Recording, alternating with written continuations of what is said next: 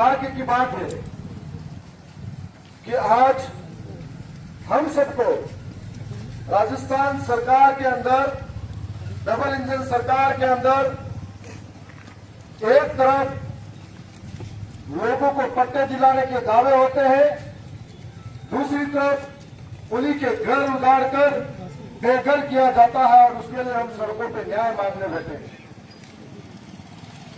ये घटनाक्रम दिनांक 22 तारीख के दिन वन विभाग के लोग अपनी जमीन बताते हुए विधानसभा धरियावत के अंदर नया बोरिया में कार्रवाई करने जाते हैं और कार्रवाई करने के दौरान जो चित्र सामने आता है, आपका, हमारा, सुनने वालों का, देखने वालों का कलेजा कांप उठेगा कि 2 माह का बच्चा लेकर एक मां होती है और बोलती है कि एक एक ईंट के लिए इस बच्चे के पिता लगातार अहमदाबाद में पसीना बहा रहे हैं, इसको ऐसे बर्बाद मत करो। लेकिन वन विभाग के कर्मचारियों की मानवीय समेत में मर जाती है और जब शाम को मुझे सूचना मिलती है, साथी के साथ मौके पर पहुंचता हूं तो जो घर बना हुआ है उससे 20 मीटर आगे उनकी खातेदारी जमीन पर फूके रहते आए और उसके बाद में आनंद फानन में वन विभाग बड़ा बहादुरी दिखाने के लिए पहुंच जाता है। साथ में पुलिस का जाब्ता लेकर कानून का डर दिखाया जाता है।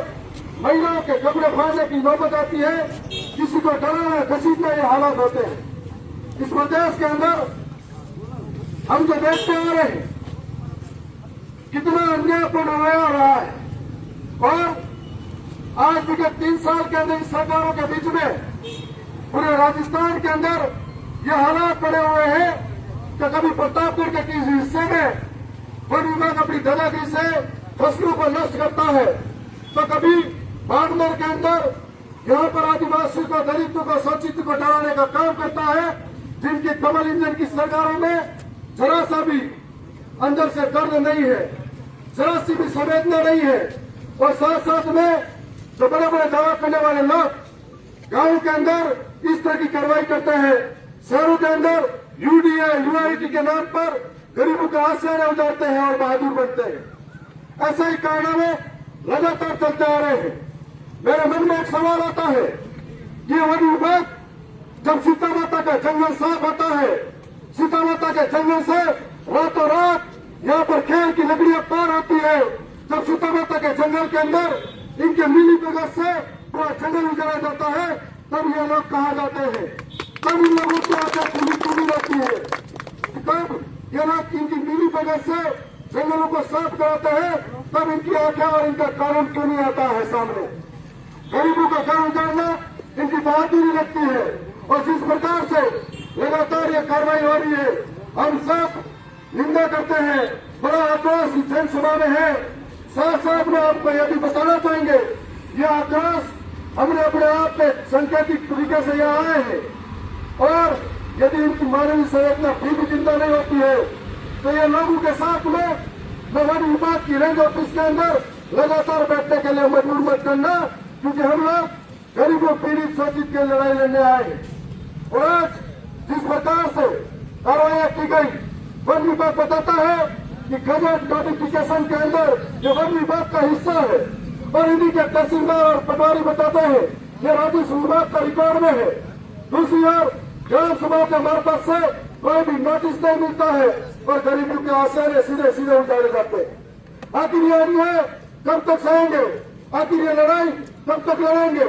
आज मजबूर किया सड़कों पर और आने वाले समय में यही लोकतांत्रिक तरीके से जवाब देने के लिए भी तैयार करेंगे। हम लोग शांत प्रिय है, हमारे पुरखे जंगलों में लड़ते आए, जंगलों को अपना घर माना, उन्हीं के साथ में हमने प्रकृति को माना, उस प्रकृति के अंदर रहने वाले तमाम जीव को, प्रकृति को, पेड़ पौधों को, नदी पहाड़ों को हमने भगवान मानकर पूजा की। उस जंगल को हम नहीं उजाड़ते। जहाँ जहाँ आदिवासी माँ है वहाँ जंगल सही व्यवस्थित है और आज जहाँ पर ये काम चला है उसके आसपास भी बहुत सारा जंगल है जो लोगों की वजह से सुरक्षित रहा है। जंगल को साफ कराने का काम मिली वजह से वन विभाग के लोग करते आए। छोटे पैसे कमाने के चक्कर में और पैसे लेने के चक्कर में आदिवासियों के आपस में लड़वाने का काम करते हैं। कुछ लोग जो वन विभाग में वर्षों से रह रहे हैं उनके लिए आपत्तिजनक बयान देते हैं, कहते हैं कि राजनीतिक प्रेरित है।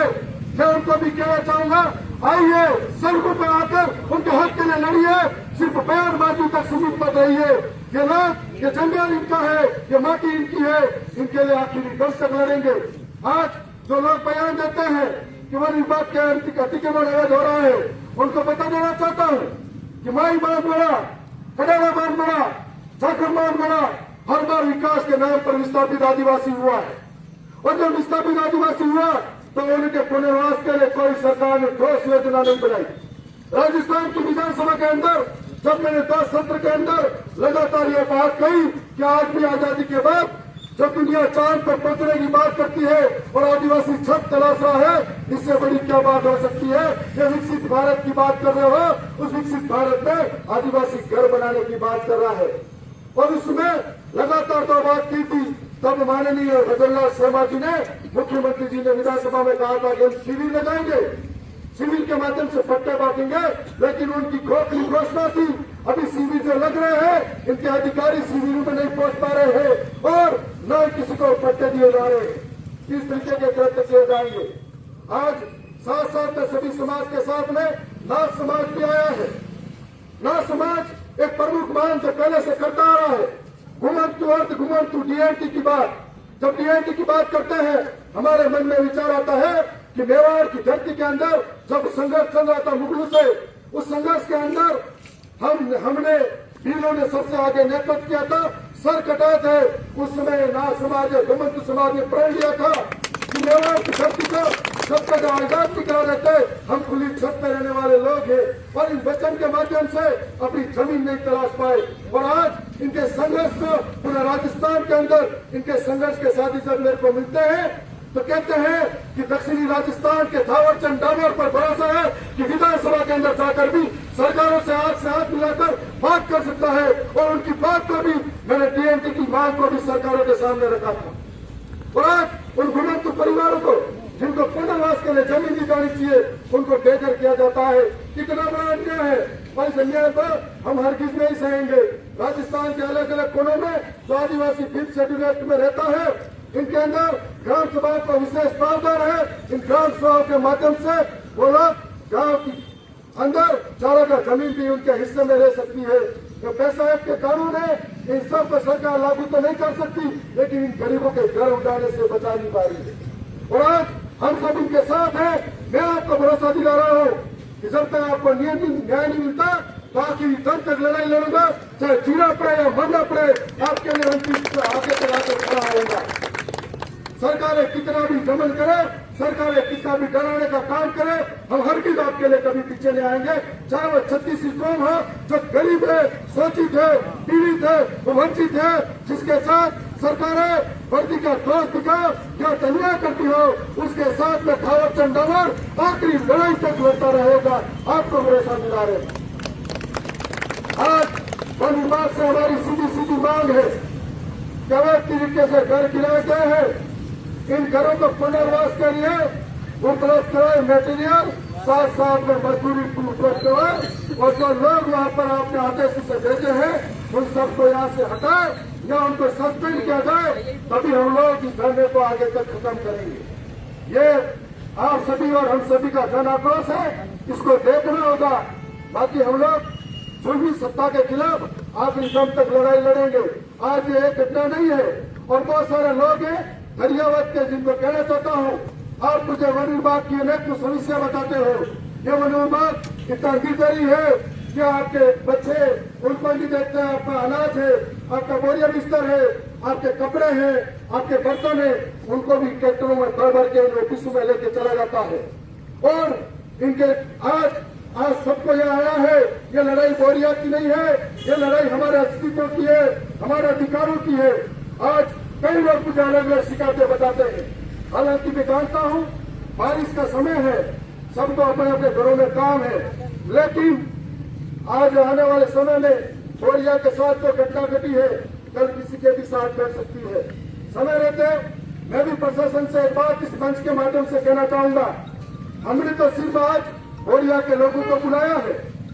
अगर समय रहते मांगे पूरी नहीं होती है, हम लोग दरियावत को इकट्ठा करेंगे, हम लोग दरियावत विधानसभा को इकट्ठा करेंगे, हम लोग प्रतापगढ़ जिले को बुलाएंगे, हम लोग उदयपुर संभाग को बुलाएंगे। अगर नहीं माना तो फिर प्रदेश का सैलाब पूरा आएगा। और जो हम पर विश्वास करते हैं, हमारी लड़ाई में भागीदार बनना चाहते हैं, जो लोग लोकतंत्र में विश्वास करते हैं, वो तमाम लोग भी जो 3600 कोण के हो, वो भी हमारी लड़ाई में साथ देने के लिए तैयार करें। और आज इनकी जो एक बच्ची है और उसके पिता है, वो मासूम लोग हैं, इनको न्याय मिलना चाहिए। इस न्याय की लड़ाई में तमाम साथी जो यहाँ पर आए हैं, अपने अनुशासन बनाए रखे हुए हैं, उन सबको मैं हृदय से आभार करता हूँ। साथ में लड़ाई अभी हमें ऐसा माहौल नहीं है, हो सकता है लड़ाई बहुत लंबी चल सकती है और आप सबको तैयार रहना है। क्या तैयार हो?